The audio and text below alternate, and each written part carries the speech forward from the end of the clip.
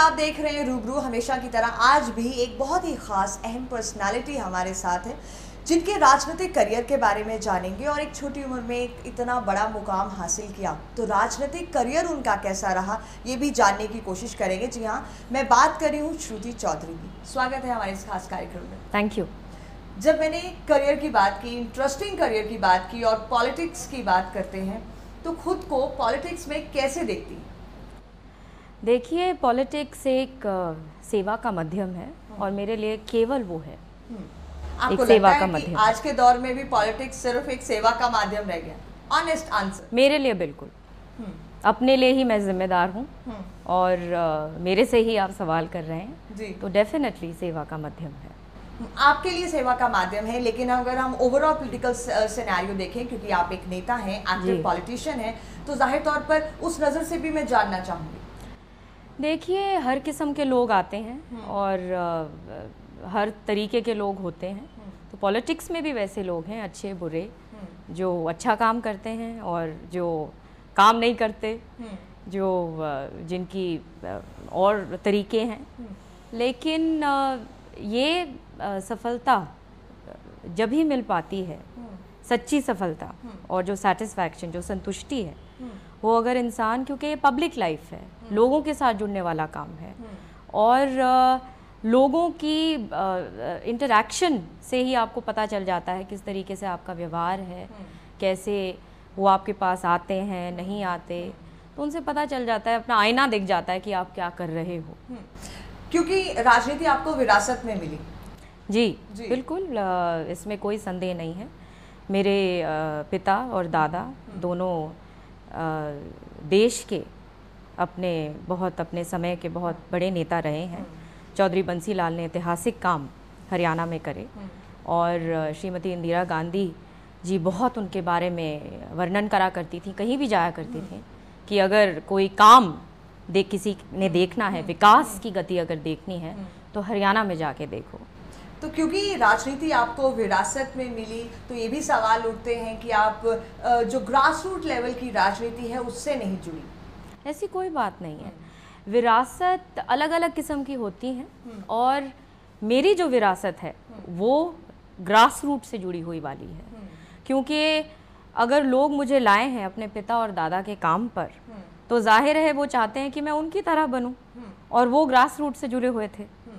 तो उपेक्षा जो लोग चाहते हैं वो चाहते हैं कि बिल्कुल उसी तरीके से, जैसे ज़मीनी तौर पे, जैसे चौधरी सुरेंद्र सिंह जी थे मेरे पिता, करीब 6,500 गांव हैं हरियाणा में और वो कम से कम 10-15 लोग बाय नेम लोगों को जानते थे हर एक गाँव में। तो ये पकड़ थी। तो लोग मुझे बोलते हैं कि अपने पिता की तरह तुम्हें बनना है, तो मेरे लिए तो कोई रेस्टिंग ही नहीं है। तो आपको लगता है कि जो एक्सपेक्टेशंस हैं वो उस वजह से बहुत ज़्यादा हैं? बिल्कुल ज़्यादा है और बहुत अच्छा है, क्योंकि मेरे को अपना दिशा मुझे तय मैंने कर ली है कि किस तरफ जाना है, कैसे जाना है। और वो क्या दिशा है जो आपने तय कर ली है, जिस तरफ जाना है? आज के दिन मैं अपने इलाके की एमपी हूँ, भिवानी महेंद्रगढ़। ये मेरे लिए एक बहुत बड़ा सौभाग्य और गौरव की बात है। इससे बड़ा गौरव हो नहीं सकता कि आप अपने लोगों की एक चुने हुए नुमाइंदे हो। पार्लियामेंट में लोगों ने मुझे भेजा है, तो मेरी जो काम है मेरे इस क्षेत्र में जुड़ा हुआ है और मैं चाहती हूँ कि ज़्यादा से ज़्यादा काम मेरे क्षेत्र में हो, विकास हो। ये क्षेत्र मेरे लिए एक रिपोर्ट कार्ड है। मेरे लिए अगर यहाँ पे विकास होगा, यहाँ पे खुशहाली आएगी, तो इससे ज़्यादा संतुष्टि मुझे, मतलब मेरे लिए और कुछ नहीं है।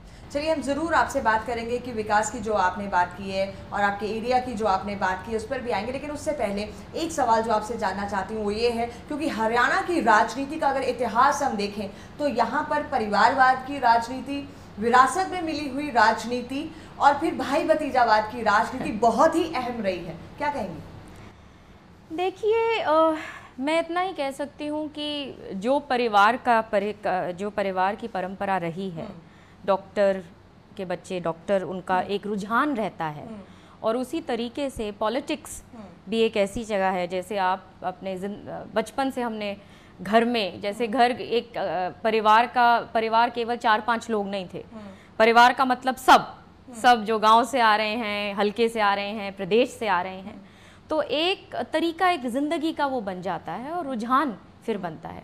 उसके बाद आपको एक बारी तो लोग अपने बाप दादा के काम पे ज़रूर वो अपेक्षा रखते हैं कि वो भी शायद ऐसे बनेगी, इसको चांस दें, उस भाव के साथ लोग आपको इलेक्ट करते हैं पहली बार। उसके बाद तो इलेक्टोरल डेमोक्रेसी है और लोग बिल्कुल भी आपको बर्दाश्त नहीं करेंगे अगर आप काम नहीं करेंगे। बात आपने काम की फिर से उसी पर आते हैं। अपनी कॉन्स्टिट्यूंसी की आप बात कर रही हैं, यहाँ पर कुछ समस्याएं बहुत समय से रही हैं, और अगर हम दक्षिण हरियाणा की बात करें जहाँ से आप हैं, वहाँ पर पानी और बिजली की समस्या हमेशा से रही है और ये एक अहम चुनावी मुद्दा भी रहा है। कितना आप इसके लेकर काम कर पाएंगे? देखिए, आपने बिल्कुल सही कहा, दक्षिण हरियाणा एक ऐसा इलाका है जहाँ पे कभी चौधरी बंसी लाल ने ऐतिहासिक काम करे थे। आज यहाँ पे अगर पानी की, जैसे आप नहरी पानी की बात कर रहे हैं, तो जवाहरलाल नेहरू कैनाल जो है वो चौधरी बंसी लाल जी की समय की लाई हुई है और वो एक लोती कैनाल है इस इलाके की। आज यहाँ पे हमारा जो भूस्थल है, जो ग्राउंड वाटर लेवल है, वो बहुत नीचे, ख़ास तौर पे महेंद्रगढ़ ज़िले में जा चुका है और इसको मैंने बहुत बारी पार्लियामेंट में रखा है। नाबार्ड से जो पीने का पानी के लिए काफ़ी पैसा मैं लाई हूँ, करीब 350 करोड़ के करीब, और जो इलाके हैं जैसे नारनौल के कई गांव हैं और नांगल चौधरी के कई गांव, सारा ही नांगल चौधरी डार्क जोन में आ गया है। और ये यहाँ पे ऐतिहासिक यहाँ पे स्कीम्स बन रही हैं। श्रीमती किरण चौधरी जी के देखरेख में सेंटर का पैसा है और उनकी देखरेख में, क्योंकि एक्सिक्यूटिंग एजेंसी हरियाणा सरकार है और वो मंत्री हैं मेरी माँ, थैंकफुली तो इस इलाके की सपोर्ट है। बिल्कुल, एब्सोल्युटली।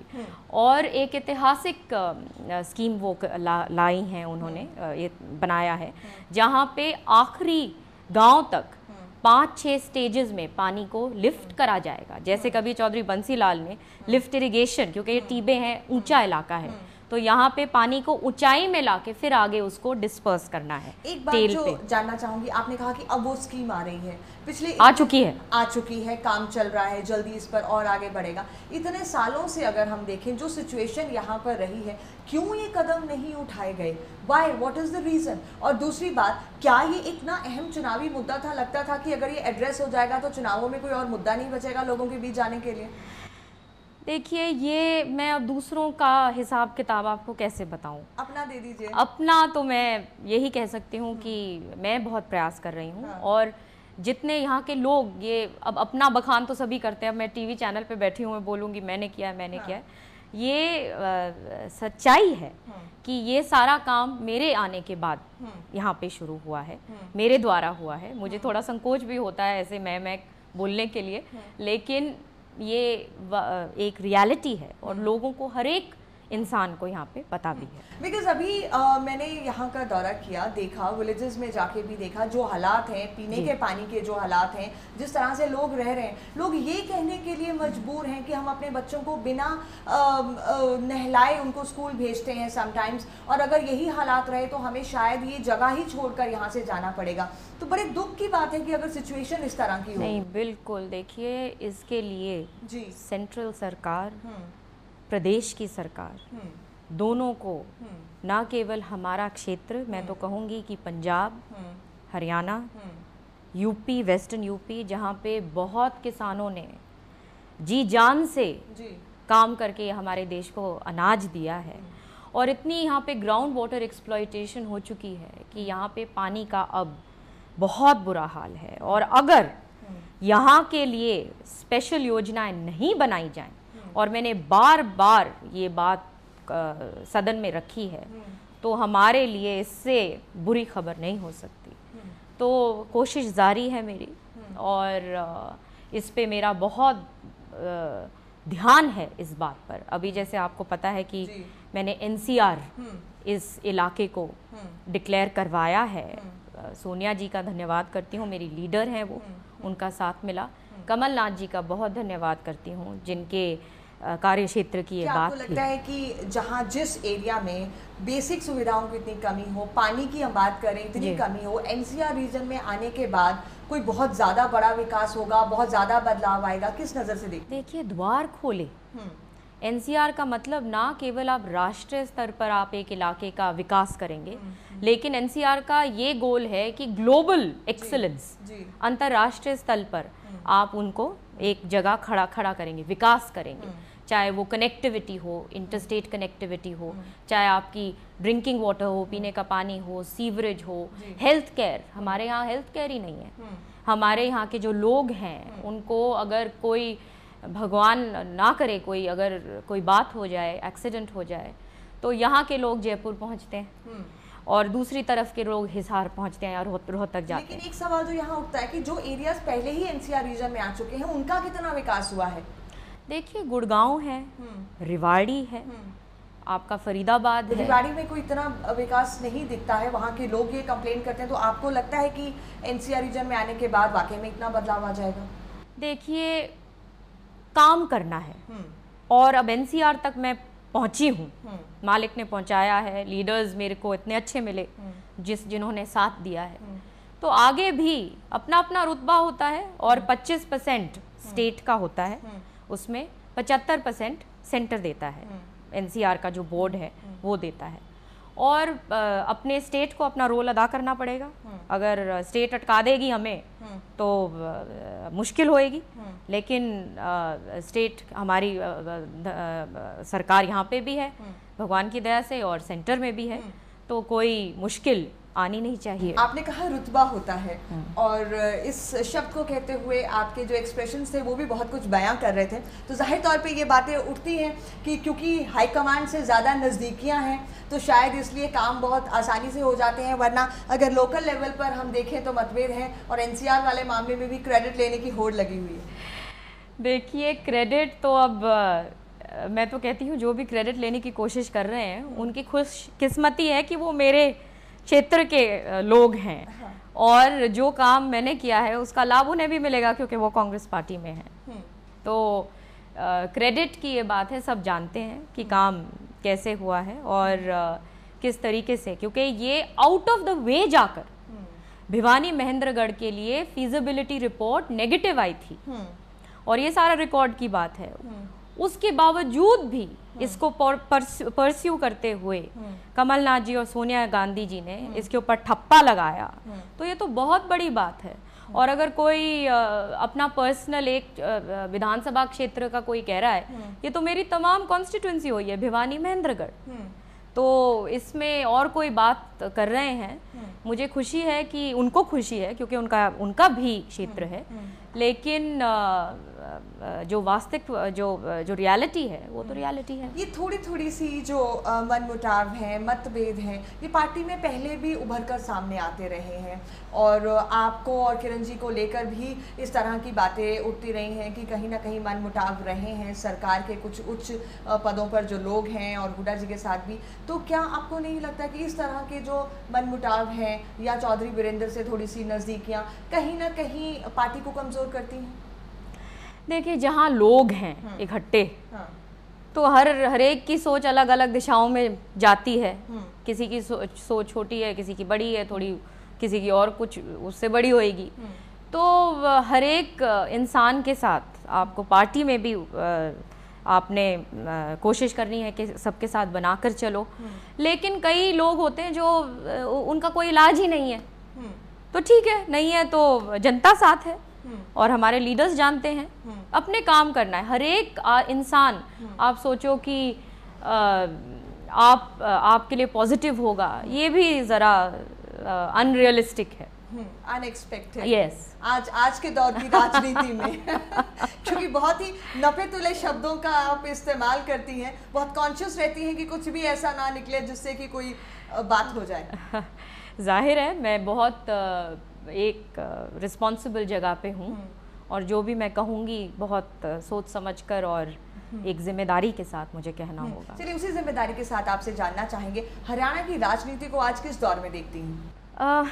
देखिए, हरियाणा की राजनीति एक दिल्ली के पास है, ये हमारा क्षेत्र तो बहुत एक ज़रूरी एक इम्पॉर्टेंट स्टेट है और यहाँ पे जो होता है वो दिल्ली पर भी असर होता है, जो दिल्ली में होता है वो हरियाणा पे असर होता है। तो ये एक इम्पॉर्टेंट प्रदेश है और एक रोल बहुत हमेशा ये इसने प्ले किया है नेशनल पॉलिटिक्स में भी। जी। तो आज के क्योंकि चुनाव आने वाले हैं जाहिर तौर पर, तो ऐसे में क्या देखती हैं आप, किस किस तरह से जो राजनीतिक समीकरण है, जो चीज़ें हैं वो बदल रही हैं, कांग्रेस को कहाँ पर देखती हैं, खुद को कहाँ पर देखती हैं, क्या सिचुएशन देखती हैं आने वाले वक्त में? देखिए हमारी लीडरशिप जो है वो बहुत स्ट्रॉन्ग है, चाहे सोनिया जी की बात हो, राहुल जी की बात हो, और देश उनके प्रति आज देख रहा है। और स्टेट की बात करें, और स्टेट की जो बात है, जिसने जहाँ काम किया है वो ज़रूर लोग उनको फिर से चांस देंगे और मुझे उम्मीद है कि कांग्रेस को फिर से चांस देंगे। और जो ये बातें उठती रहीं कि एक ही इलाके का विकास हुआ है, हर जगह विकास नहीं हुआ, और आप भी कहती हैं कि विकास को लेकर लोग बहुत ज़्यादा नज़दीकी से देखते हैं और विकास आने वाले इलेक्शंस में भी एक अहम मुद्दा बनकर उभरेगा। देखिए, आप चुने ही जाते हो एक काम करने के लिए, है ना, विकास के लिए। और चौधरी बंसी लाल जी जब वो पावर में थे, जब वो चीफ मिनिस्टर हुआ करते थे, तो वो कहा करते थे जब मैं एमएलए होता हूँ या एमपी होता हूँ तो केवल भिवानी का या तो शाम का, उस वक्त भिवानी महेंद्रगढ़ एक क्षेत्र नहीं था, लेकिन जब मैं चीफ मिनिस्टर होता हूँ तो मेरा दायरा पूरा प्रदेश का बन जाता है, मैं तमाम प्रदेश का होता हूँ। तो चीफ मिनिस्टर का भी यही एक नज़र होनी चाहिए और है हमारे चीफ मिनिस्टर साहब की। और जो हर एमपी चाहता है, हर एक अपना जो जहाँ से चुने हुआ आता है, देखिए हमारा क्षेत्र, हमारा घर है ये, और हम भावनात्मक रूप से जुड़े हुए हैं और हम सब चाहते हैं कि ज़्यादा से ज़्यादा विकास, चार चांद हम लगा सके अपने इलाके में। तो ये तो सबकी इच्छा होती है। और हाँ, जहाँ तक विकास का सवाल है, मैं चाहती हूँ कि बहुत ज़्यादा विकास यहाँ पे हो, हमारा भिवानी महेंद्रगढ़ किसी तरीके से पीछे ना छूटे। तो जाहिर तौर पे आप चाहती हैं विकास हो, लेकिन एक सवाल जो था कि इस विकास के मुद्दे को लेकर ही पार्टी में कई तरह के मतभेद उभरे हैं, उस पर क्या कहेंगे? देखिए, सब अपनी अपनी बात कहते हैं, सबको हक है, कांग्रेस पार्टी है और अपना जिसका जो सोच है वो सब अपने रखते हैं। और मेरी ये सोच है कि मैं आज के दिन अपने भिवानी महेंद्रगढ़ तक सीमित हूँ और अगर यहाँ पे विकास होता है तो मेरी खुशी की कोई सीमा नहीं, और जहाँ मेरे को अगर कोई रुकावट दिखती है तो फिर मुझे दुख होता है। आपने कहा रुकावट होती है तो दुख होता है, तो ऐसे में सबसे बड़ी चुनौतियाँ आपके सामने क्या रहीं, खास तौर पे अगर आपके राजनीतिक करियर के बारे में बात करें? अब पॉलिटिक्स है, चुनौतियाँ हैं हर जगह चुनौती है। हाँ। लेकिन हौसले बुलंद हैं, लोगों का साथ है और घबराहट बिल्कुल भी नहीं है। मैं घबराती नहीं कि क्या होगा, जब अपने ही अपनों के खिलाफ खड़े हो जाते, बिल्कुल भी नहीं। तब तो लगता है कि और करूंगी। हाँ। तुम जितना मेरे पीछे पड़ोगे कोई भी, हाँ। तो तुम मुझे और अटल कर रहे हो तो बिल्कुल भी नहीं। चलिए, एक बात और जानना चाहूंगी, बीइंग अ फीमेल, एक औरत होने के नाते जब आपने अपने पॉलिटिकल करियर की शुरुआत की और अब तक कहीं कुछ इस तरह की मुश्किलें हुई या लगा कि बीइंग अ फीमेल ज़्यादा चुनौतियां हैं या रास्ता आसान है, लोगों की एक्सपेक्टेशंस अलग तरह की हैं या फिर नज़र देखने की अलग तरह की है? देखिए, जब मेरे पिताजी का निधन हुआ तो चौधरी बंसी लाल ने 13वीं पर मेरे पिता की पगड़ी आपको दी थी, मुझे पहनाई थी, बहुत लाखों लोगों के सामने, और वो मेरे लिए एक टर्निंग पॉइंट था मेरे लाइफ में, एक पॉइंट, एक बिंदु जहाँ से बदलाव मेरी ज़िंदगी में शुरू हुआ बहुत जल्द। और उस दिन मुझे मालूम था कि अब मेरे को मेरे पिता की तरह बनना होगा। अब मैंने अपने आप के लिए कोई ऑप्शन ही नहीं छोड़ा, ये ना वो, बस अपना लक्ष्य साध लिया। और मैंने अपने आप को कभी भी ना औरत माना कि मैं औरत हूँ, या मेरे को तो, मैं बस सोचती हूँ मेरा काम है बस। और मैं अपने आप को बहुत मालिक से, मैं बहुत भगवान में विश्वास करने वाली लड़की हूँ और मुझे बहुत मजबूती वहाँ से मिलती है। तो ये कमज़ोरी की बात कि मैं ये हूँ या वो हूँ मेरे में नहीं आती। लोगों ने मुझे बहुत मान, इज़्ज़त और इसका कारण लोग भी हैं। बहुत मान और इज्जत मुझे बहुत छोटी उम्र में दिया और वो मुझे गदगद करता है कि देख श्रुति कितना तुझे मिल रहा है लोगों से। इस ये बात कहते हुए आपकी आंखें भी नम हो गई और आप भावुक भी हो गई, तो ज़ाहिर तौर पे बहुत सारी इमोशन समझ सकती हूँ कि इस चीज़ के साथ जुड़ी हुई हैं। जिस तरह से आपकी एंट्री हुई, जिस तरह से रिस्पॉन्सिबिलिटी थी, तो आपको लगता है कि जिम्मेदारियाँ बहुत ज़्यादा थी, आप उन पर खरी उतर पाई हैं? देखिए, जिम्मेदारियों का तो कोई सीमा ही नहीं, क्योंकि जैसे मैंने कहा ना, आपने विरासत की बात करी, ये विरासत ये बड़े बड़े पैलेसेस और कोई बड़े बड़े मकानों की विरासत नहीं है। ये लोगों के प्रेम को जीतने की विरासत है और वो चुनौती मेरे सामने है। तो मेरे को हमेशा लगता है कि मुझे और करना है और करना है। मुझे वो नहीं लगता कि अब मैंने ये कर लिया बहुत बड़ी बात हो गई। अब जैसे एनसीआर हो गया तो अब मेरे को अब लगा हुआ है कि अब और मुझे अब और इस इलाके में मैं कैसे लाऊं। तो और की आप बात कर रही हैं, तो उसी भावना में जानना चाहूँगी और क्या है, what is your future planning, क्या चाहती हैं आप? आईआईसी एनसीआर के तहत तो बहुत यहाँ पे संभावना बढ़ गई है। हमारा यहाँ पे एक स्पीड ट्रेन की भी जो बात हुई थी और बहुत सारे ऐसे प्रोजेक्ट्स हैं, चाहे सॉलिड वेस्ट मैनेजमेंट हो, जो चाहे पीने के पानी की बात हो, ड्रेनेज हो, हॉस्पिटल्स हो, हर चीज़ की तो कमी है। रोड्स हो, हमारे हरियाणा की तरफ तो टूटी हुई थोड़ी रोड्स होती हैं, राजस्थान में वो बनी हुई हैं बॉर्डर की तरफ, बहुत दिक्कत है लोगों को रोड्स की। तो ये हर किस्म, यहाँ पे काम की कोई, आप किसी दिशा में चले जाओ काम ही काम है। तो अगर मैं कहूँगी कि यही प्राथमिकता है, वो ऐसे बात ये नहीं है, क्योंकि यहाँ पे एक ऐसा क्षेत्र है कि यहाँ पे हर डिपार्टमेंट में हर तरीके से यहाँ पे काम की ज़रूरत है और बहुत काम की ज़रूरत है। बिल्कुल, बहुत काम की ज़रूरत है। वो हमने देखा भी आज जब हमने यहाँ का दौरा किया। तो ऐसी कोई एस्पिरेशंस जो अभी आपके दिमाग में हो खुद को लेकर? ऑनेस्टली एस्पिरेशंस ये हैं कि लोगों के बीच में मैं मैं अपने पिता से बहुत प्रभावित हूँ और मैंने देखा है कि उनकी राजनीति बहुत पॉपुलर थे, लोकप्रिय थे और मेरे को हमेशा लगता है कि मैं ज़िंदगी में ये बनूँ वो बनूँ, वो तो बनना है जो जिसको बन जाएगा, लेकिन मैं लोकप्रियता हासिल कर सकूँ। तो वो एक हमेशा मेरे में रहता है कि लोगों के बीच में अपना एक ऐसी जगह बना सकूं कि लोगों को लगे कि वाकई में ये हमारी अपनी है, हमारा चाहती है और हमारे लिए करती है। So where do you see yourself? खुद को आने वाले वक्त में राजनीति में कहाँ देखती हैं?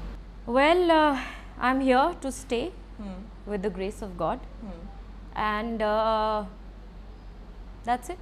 I'm here to work. अपना काम करने आई हूँ। जो मालिक ने मेरे ज़िम्मे लगाया है उसको ख़त्म करके जाऊँगी। फिर भी एक जिस तरह से आपने कहा कि मैं बहुत टारगेट ओरिएंटेड हूँ, मैं अपनी दिशा बिल्कुल तय करती हूँ, तो कहीं ना कहीं एक चीज़ तो अपने बैक ऑफ माइंड में आपने बनाई होगी या होगा कि यहाँ मुझे पहुँचना है, आने वाले 5 सालों में ये मेरा टारगेट है, because you seem to be very focused. Yes, well I was driving through Bhiwani to Narnaul today and सारे की सारे मैं देख रही थी अपना ना लेफ़्ट राइट आते हुए खेत और पहाड़ियाँ जो छोटी छोटी थी, लोग काम कर रहे थे। तो देख रही थी कि जैसे कवि चौधरी बंसीलाल ने इतिहास रचाया था और आज काम करने वाले को सब जानते हैं, चाहे आप कितने भी पोस्टर्स लगा लो, बैनर्स लगा लो, कुछ भी कर लो, there is no substitute for work. काम है और यही मेरे दिल में है कि मैं भी ऐतिहासिक काम ऐसे कर सकूं कि एक छाप छोड़ सकूं कि लोग याद रखें कि उसने ये काम किया था। एक बात जो जानना चाहूँगी, ऐसे पल भी डेफिनेटली कभी ना कभी इस राजनीतिक सफ़र में आते होंगे जब इंसान अपने आप को भीड़ में भी अकेला महसूस करता है, तन्हा महसूस करता है और कई बार बहुत स्ट्रांग होते हुए भी कमज़ोर महसूस करता है, फ्रस्ट्रेशन होती है। उस पल में खुद को कैसे संभालते हैं? देखिए, मेरे सामने मेरे पिता गए, मेरे दादा गए, मेरी दादी गई जल्दी और भी बहुत मेरे निकट लोग थे वो चले गए। पिछले 8 साल में बहुत जिन जिन का मेरे को सहारा चाहिए था बहुत जल्दी जल्दी चले गए। लेकिन काफ़िला चलता रहता है और अकेला अपने आप को कभी भी महसूस मैं कोशिश करती हूँ कि मैं ना कभी उस जोन में मैं जाऊँ, क्योंकि काम जब आदमी करता है तो इन सब चीज़ों का टाइम भी नहीं मिलता। मैं आपको बताऊँ, जैसे अगर सुबह से लेकर रात तक आप पब्लिक डीलिंग में हो, लोगों की समस्या सुन रहे हो, कोई गरीब है, कोई विडो है, कोई कुछ है, अपने आप को बिल्कुल ही भूल जाते हो। एक कहावत है ना कि मैंने नए जूतों के लिए मैं रो रही थी जब तक मैंने देखा जिसके पास पाँव ही नहीं थे। तो अपने आप को आदमी भूल जाता है। आज की राजनीति में और पहले की राजनीति में भी ये माना जाता है कि जिनके गॉडफादर्स हैं उनके लिए आगे बढ़ना बहुत आसान है। आप इस बात को मानती हैं? देखिए, हर एक अपना किस्मत लिखा के आता है, काम करता है नहीं करता है जो भी है। I am a firm believer in that. और किसी से कंपटीशन नहीं करना चाहिए कि उससे आगे जाना है, इससे आगे जाना है। अपने आप से कि मुझे क्या करना है। और अगर कोई बहुत ही अच्छा कर रहा है तो अच्छी बात है, अपने काम में compete करो कि मुझे, हाँ उसने ये किया है, मुझे इससे भी आगे अपने क्षेत्र में लाना है। और पर्सनल बना देना, उससे दुख होता है। अगर आप पर्सनल कंपटीशन लोगों के साथ करने लग जाते हो तो बस आप एक अपने लिए दीवारें खड़े कर रहे हो और कुछ नहीं। आपको नहीं लगता है कि जिस तरह से करंट सिचुएशंस हैं, पॉलिटिकल स्टैंडर्ड्स बहुत डिटेरियोरेट हो गए हैं because of going to such personal level? Absolutely, बिल्कुल। पॉलिटिक्स का क्या लेवल रहा है? कुछ भी कहीं भी कोई सर ना पाऊं बोल देते हैं कहीं भी। तो आई एम एब्सोल्युटली। और पर्सनल देखिए, चाहे मैंने आज तक किसी विरोधी के बारे में कहीं भी बात नहीं करी, मुझे ज़रूरत ही नहीं महसूस हुई। मैं अपना काम करती हूँ। और पर्सनल आप कहीं भी गांव में किसी भी गैदरिंग में मैंने किसी विरोधी का जिक्र नहीं किया। चाहे मेरे बारे में बोले या ना बोले, मुझे उससे मतलब नहीं है। मैं अपना काम, जो मैंने एजेंडा है उसको मैं लेके आगे बढ़ती हूँ। चलिए, पर्सनल लाइफ को और अपनी प्रोफेशनल लाइफ को बैलेंस कैसे करती हैं? देखिए, I am very lucky, God has been immensely kind कि I have a good husband and a great mother, जो दोनों मेरे लिए बहुत बड़े सपोर्ट हैं। और मैं तो मालिक को अपना धन्यवाद ही करते चलती हूँ कि मुझे कोई रुकावट किसी तरीके से, मुझे ऐसा कभी नहीं महसूस होता कि मुझे बैलेंस करना है कुछ। मैं आपको सच बताऊँ, मुझे लगता ही नहीं कि मैं कुछ बैलेंस कर रही हूँ। So it's very naturally I have taken this course. सो क्या है जो श्रुति चौधरी को बहुत एनर्जेटिक रखता है? Well, I love to read, I love music, classical music, and I love traveling. I love मेरे को जंगल में जाना बहुत अच्छा लगता है, जहाँ पे टाइगर्स हों और वाइल्ड लाइफ हो। I am very fond of, मेरे को रिजुविनेट करते हैं। And I love reading Swami Vivekananda. And मेरा थोड़ा bent of mind is more towards art and history and things like that. So ये चीज़ें मुझे हमेशा they give me a lot of energy रखती हैं। अगर एक लाइन में मैं या एक वर्ड में चाहूँ कि खुद को डिस्क्राइब करें तो किस तरह से डिस्क्राइब करेंगी about Shruti? It's very tough, but I would say I am sincere. I am sincere. चलिए, बेहद शुक्रिया हमारे इस खास कार्यक्रम में शामिल होने के लिए। Thank you. तो यहाँ श्रुति चौधरी को हमने जाना एक स्ट्रॉन्ग वुमेन के रूप में, एक स्ट्रॉन्ग पॉलिटिकल नेता के रूप में। बहुत कुछ इनके शब्दों ने कहा और बहुत कुछ इनकी भावनाएं और इनकी खामोशी कह गई। आने वाले वक्त में खुद को राजनीति में कहाँ देखती हैं, कितनी